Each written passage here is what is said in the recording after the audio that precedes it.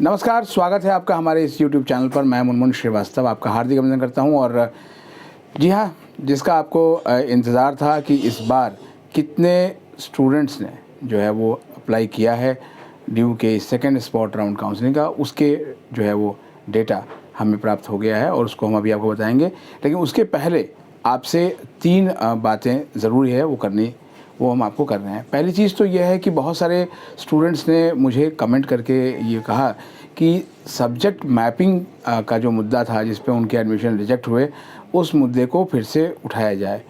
लेकिन इस मामले में हम आपको साफ साफ कह देना चाहते हैं कि ड्यू के एडमिशन ब्रांच ने भी और तमाम जो एक्सपर्ट रहे हैं एडमिशन कमेटी से जुड़े हुए, उन सभी लोगों ने कहा था कि सब्जेक्ट मैपिंग का जो मुद्दा था वो अब जो है वो कोई मुद्दा नहीं रहा, क्योंकि अब उसके आधार पर जो है वो एडमिशन नहीं हो सकते हैं, ये मना कर दिया गया है साफ।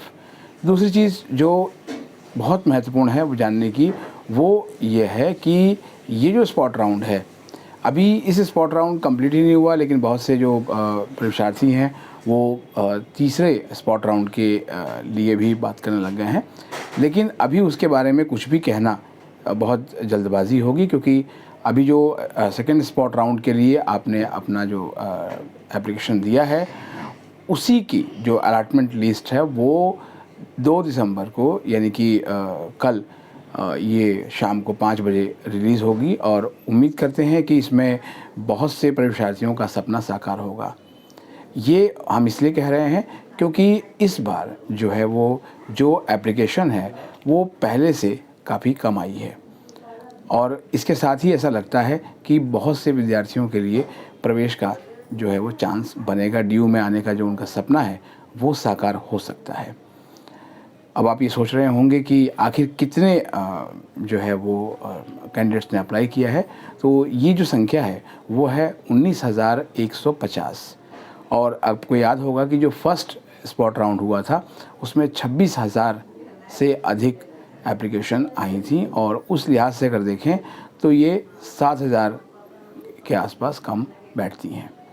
तो आप ये सोच रहे होंगे आखिर ये कम क्यों हो गई, और इसका जो विश्वविद्यालय के सूत्रों ने बताया है, ये कम होने का कारण ये है कि बहुत से स्टूडेंट्स अब इस स्टेज तक ड्यू में एडमिशन का इंतज़ार नहीं कर रहे हैं, और इस स्पॉट राउंड से ठीक पहले काफ़ी बड़े लेवल पर जो है वो विड्रॉल्स हुए। वो छात्र या तो प्राइवेट यूनिवर्सिटीज़ में चले गए, और या फिर उनमें से बहुत से छात्र जो है वो ड्रॉप लेकर अगले साल के लिए CUET की तैयारी करने का जो है वो उन्होंने मन बना लिया।